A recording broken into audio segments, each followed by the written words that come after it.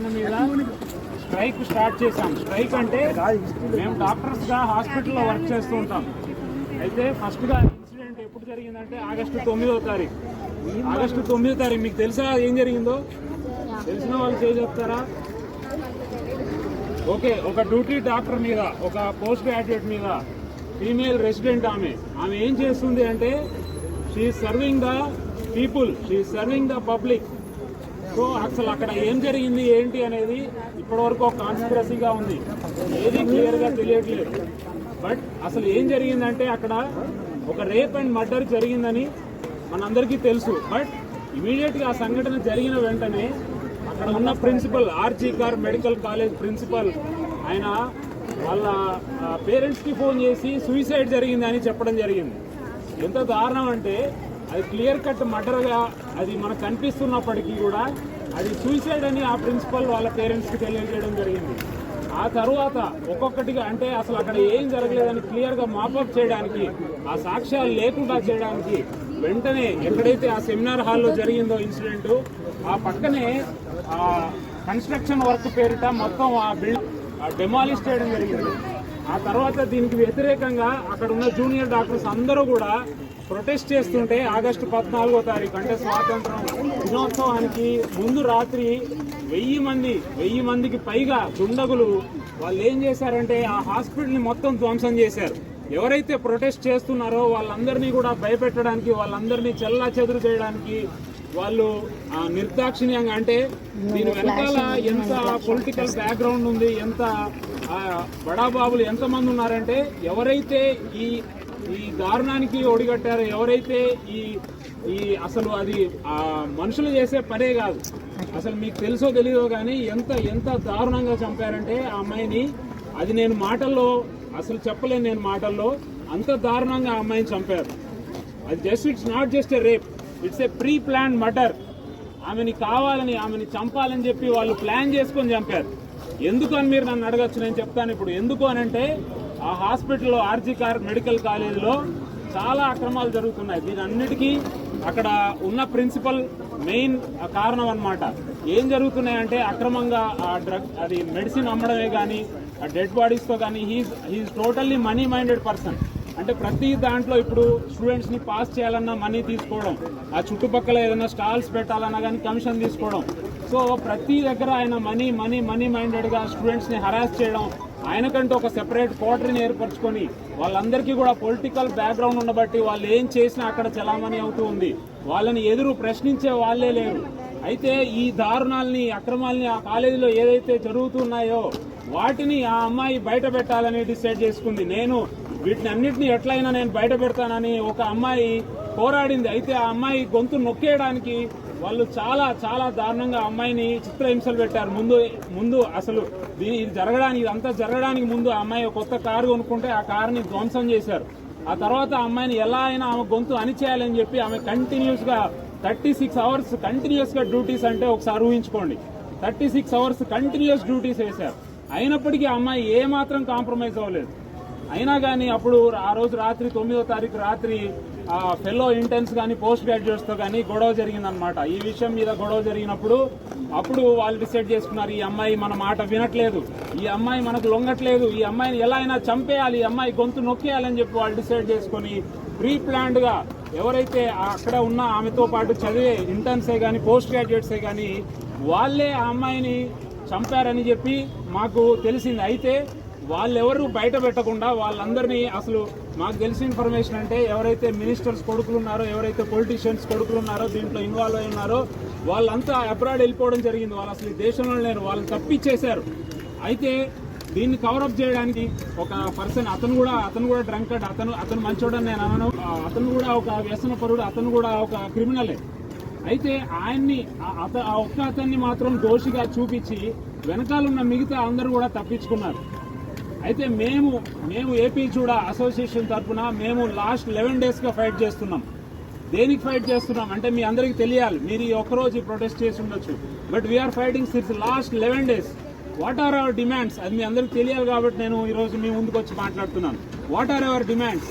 First demand ఏంటంటే ఎవరైతే ఈ నేరం చేశారో, ఎవరైతే ఈ నేరంలో పాల్గొన్నారో ఆ ప్రిన్సిపల్తో సహా ఎవ్రీవన్ షుడ్ బి పనిష్డ్. ఆ పనిష్మెంట్ ఎలా ఉండాలంటే ఇంకొకసారి పని చేయాలంటే ఎవడైనా సరే భయపడి తీరాలి. ఇంకొకసారి పని చేయడానికి అసలు చట్టాలు మన దేశంలో ఎంత కఠినంగా ఉండాలంటే ఒకసారి వాడిని బహిరంగంగా వాడిని ఉరితీస్తే తప్పితే ఇంకొకసారి మళ్ళీ ఎవరు ఇట్లాంటి చర్యకి పాల్పడరు.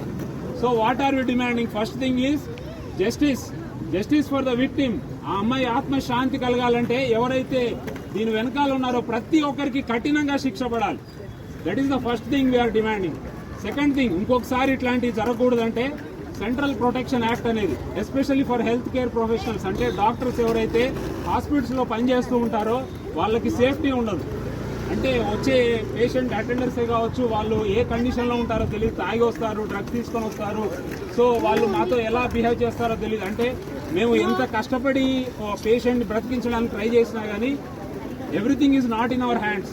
సో డిసీజ్ సివియర్గా ఉన్నప్పుడు వాళ్ళ ప్రాణం పోవచ్చు. అయితే వీళ్ళు ఏంటంటే మీ నిర్లక్ష్యం వల్లనే చనిపోయారని మా మీద దాడి చేయడానికి వస్తారు. సో అట్లాంటి సందర్భంలో ఎవరైతే front care workers, health care workers, doctors, especially female doctors ఎవరైతే అక్కడ పనిచేస్తూ ఉంటారో వాళ్ళు ఇట్లాంటి రేప్కే కానీ మర్డర్కి కానీ అసాల్టే కానీ అసలు వర్బల్ అబ్యూస్ నోటితో ఇష్టం వచ్చినట్టు తిడతారు. మేము ఫేస్ చేసాం కాబట్టి నేను చెప్తున్నాను.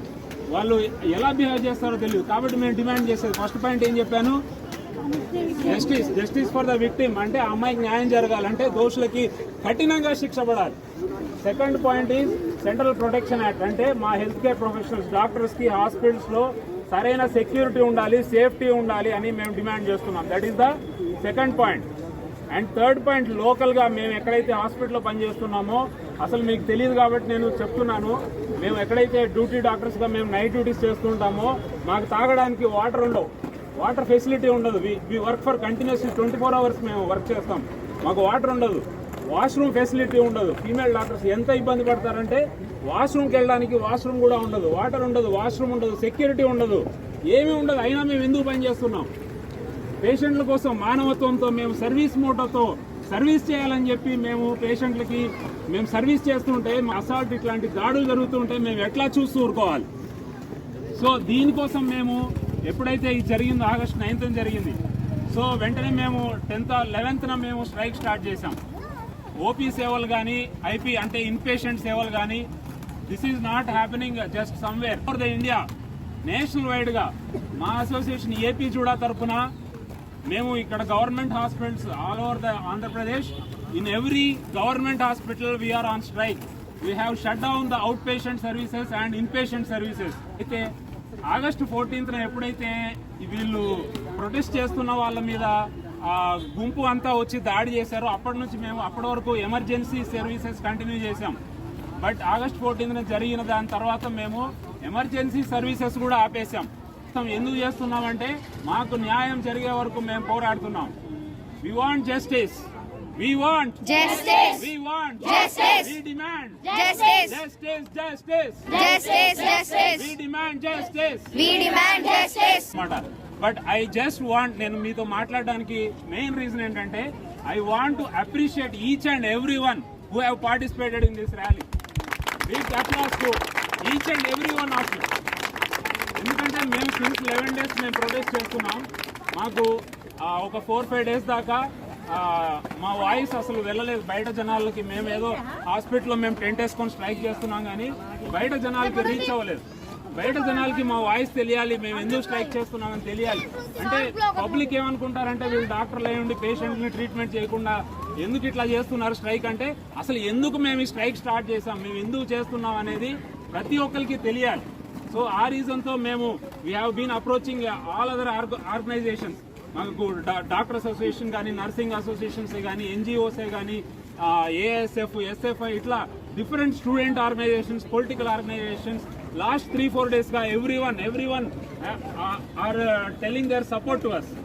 సో అలాగే మీరు ఈరోజు చేసిన ప్రొటెస్ట్ నేను చూసి I have been very much impressed with your boys and girls, especially your unity. అంటే ర్యాలీ చేస్తున్నాను, మీరు ర్యాలీ చేసిన విధానం ఏదైతే ఉందో it's really super, excellent, very good, keep it up. So నేను కోరుకునేది ఒకటే, మీ అందరూ అవేర్నెస్ కలిగి ఉండండి. అసలు ఏం జరుగుతుంది, బయట ఏం జరుగుతుంది, డాక్టర్స్ ఎందుకు స్ట్రైక్ చేస్తున్నారు అనేది మీ అందరూ తెలుసుకొని ఉండాలి. మరి ఏదైతే మీరు మాకు సాలిడారిటీగా మాకు సపోర్ట్గా అంటే మాకనే అన్ను every women, not only doctors, it's about every women. Every women అంటే ఎవరంటే చదువుకునే అమ్మాయిలు, ఉద్యోగం చేసే అమ్మాయిలు. ఈరోజు వాళ్ళకి సేఫ్టీ లేదనమాట. తల్లిదండ్రులు ఎంతో కష్టపడి వాళ్ళని పాపం పైసా కూడబెట్టి చదివిస్తారనమాట. మా పిల్లలు, మా అమ్మాయిలు మంచి చదువు ఉంటే, మంచిగా చదివితే వాళ్ళ మంచి భవిష్యత్తు ఉంటుంది, మంచి కంపెనీలో జాబ్ చేస్తున్నారని చెప్పి అందరికీ చెప్పుకొని మురిసిపోతూ ఉంటారు. అట్లాంటివి జస్ట్ ఇమాజిన్, ఒక అనుకోకుండా ఒక రోజు వాళ్ళకి ఫోన్ వచ్చి మీ అమ్మాయికి ఇట్లాంటి జరగరాంది ఏదైనా జరిగిందంటే జస్ట్ ఇమాజిన్ వాళ్ళు ఏమైపోతారు, వాళ్ళ గుండెలు అసలు ముక్కలైపోతాయి తెలుసా. Just imagine. అట్లాంటిది అక్కడెక్కడో కలకత్తాలో జరిగింది అని చెప్పి మనం చేతులు దులిపేసుకోవడం కాదు. అక్కడెక్కడో జరిగింది, రేపు మన దగ్గర కూడా జరగచ్చు. మనం చదువుకునే దగ్గర, మనం జాబ్ చేసే దగ్గర, మన కాలేజీలోనో ఎక్కడో చోట జరగచ్చు. So we should have awareness. ఇట్లాంటివి మళ్ళీ జరగకూడదంటే మనందరం స్ట్రిక్ట్గా ఉండాలి. Especially women. లేడీస్కి నేను మీకు మరీ గుచ్చి చెప్తున్నాను. ఎందుకంటే మీ సేఫ్టీ మిమ్మల్ని ఎవరో ఒకళ్ళు వచ్చి కాపాడరు. You have to learn self defence. అంటే అది ఎట్లా స్టార్ట్ అవుతుంది అంటే it starts with verbal abuse. ఒక అనరాని మాట ఎవరన్నా ఏదైనా అంటే you should not take it. మీరు దాన్ని ఈజీగా తీసుకోకూడదు, లైట్గా తీసుకోకూడదు. మీకు ఎవరో ఒకళ్ళు వచ్చి సినిమాలో చూపించినట్టు హీరో వచ్చి కాపాడరు. You should stand for yourself. మీ అంతటా మీరే ఫైట్ చేయాలి. అట్లా మీరు చేసినప్పుడే మళ్ళీ ఇట్లాంటివి జరగకుండా ఉంటాయి. And I tell to all the boys here, you should respect, you should learn to respect women. If they say no, that is no. Okay, you should try to respect women. ఇప్పుడు అక్కడ కలకత్తాలో ఎక్కడో జరిగింది, ఆ ప్లేస్లో మన చెల్లో, మన అక్కో ఎవరన్నా, మన ఫ్రెండ్ ఎవరన్నా ఉంటే జస్ట్ ఇమాజిన్. సో ఇట్లాంటి మళ్ళీ జరగకూడదని, మీరు అందరూ ఇట్లానే యూనిటీగా ఉండాలని మీరు ఈరోజు చేసిన ర్యాలీని నేను అప్రిషియేట్ చేస్తున్నాను. ఏపీ జూనియర్ డాక్టర్స్ అసోసియేషన్ తరఫున I appreciate each one of you. I appreciate your college, Potti Sriramulu college of engineering and technology students అందరికీ, అలాగే ఫ్యాకల్టీకి ఎవరైతే దీన్ని ఆర్గనైజ్ చేశారో ఈవెంట్ని, వాళ్ళందరినీ, ఆ రోటరీ క్లబ్ వాళ్ళకు కూడా నేను ధన్యవాదాలు చెప్తున్నాను. రోటరీ క్లబ్ వాళ్ళకి కూడా నేను ప్రత్యేకంగా కృతజ్ఞతలు చెప్తున్నాను. Thank you all. Thank you so much. We want justice. We want justice. We want justice. Justice. Justice. Justice. Justice. We want justice.